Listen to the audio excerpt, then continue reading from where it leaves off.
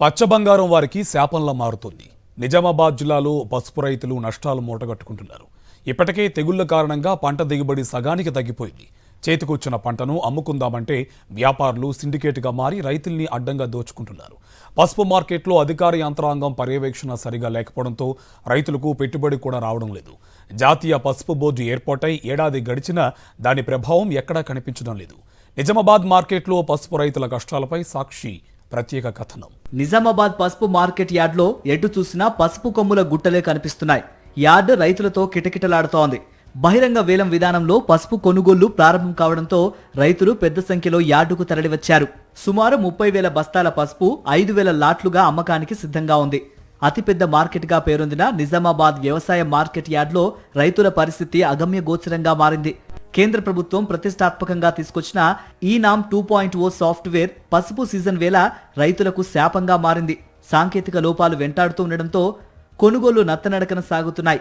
పాత version update చేయకుండా నేరుగా కొత్త వెర్షన్ ప్రవేశపెట్టడం వల్ల కొత్త సమస్యలు ఏర్పడ్డాయి. 10 ఏళ్ల తర్వాత మళ్లీ బహిరంగ వేలం నిర్వహిస్తుండటంతో రైతులు ఆందోళన చెందుతున్నారు. ఓపెన్ ఆక్షన్ వల్ల దళారులు సిండికేట్ గా ఏర్పడి ధరలు తగ్గించే ప్రమాదం ఉందని రైతులు వాపోతున్నారు. 1.0 బంద్ చేసిన తర్వాత 2.0 స్టార్ట్ చేయడానికి సాంకేతికపరమైన కారణాలతోని ఈరోజు ఓపెన్ టెండర్ చేస్తున్నారని చెప్పి చెప్తున్నారు. కానీ అది ఏదైతే రైతుల మీద నిజంగానే ప్రభుత్వాలకు ప్రేమ ఉండి ఉంటే ఈ సాఫ్ట్వేర్ ఇట్లా పూర్తి కాకముందే చేయడం అనేది ఎంతవరకు కరెక్ట్? ఈ కొమ్ముల క్వాలిటీ ఎంత ఉన్నది అనేది చూడాలి. కాకపోతే ఒకరు మెత్తగా, ఇప్పుడు రైతులు మెత్తగా తెస్తుర్రు అని వీళ్ళు అంటున్నారు. మేమేమంటున్నామంటే వాళ్ళు కూడా ఈ కొమ్ముల మండల తేమ శాతం అనేది చూస్తే బాగుంటుందని మేము అనుకుంటున్నాం. తేమ శాతం చూసి ఆ తేమ శాతం చూసిన తర్వాతనే రేటు గింత మరి 12,000 క్వింటాల్కు 13,000 అలా ఒక రేట్ డిసైడ్ చేస్తే బాగుంటుందని కోరుకుంటున్నాం. కొత్త సాఫ్ట్వేర్ కారణంగా పసుపు అమ్మకాలు చాలా ఆలస్యంగా జరుగుతున్నాయి. రైతులు గంటల తరబడి వేచి ఉండాల్సి వస్తోంది. సాంకేతిక సమస్యలు సరిచేయడానికి ఢిల్లీ నుంచి ప్రతినిధులు వచ్చినా ఫలితం లేకుండా పోయింది. రైతులేమో రోజుల తరబడి మార్కెట్లోనే ఉండాల్సి వస్తోంది. అందుకే రైతుల ఇబ్బందులను దృష్టిలో ఉంచుకొని కొత్త సాఫ్ట్వేర్ లోపాలు సరయ్యే వరకు ఓపెన్ ఆక్షన్ను నిర్వహించాలని నిర్ణయించినట్లు మార్కెట్ యార్డ్ చైర్మన్ చెప్పారు.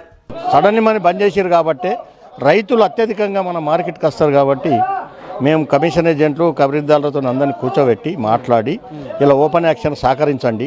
ఎందుకంటే రైతులకు మనం ఇబ్బందికి పెట్టకూడదు. రైతులకు ఏ రోజు కారు రైతుని మనం పంపితేనే బాగుంటుంది, మార్కెట్కి పేరు కూడా ఉంటుందని చెప్పి ఆలోచించినప్పుడు కమిషన్ ఏజెంట్లు కానీ ఖరీదారులు కానీ అందరూ కూడా ఒప్పుకోవడం జరిగింది.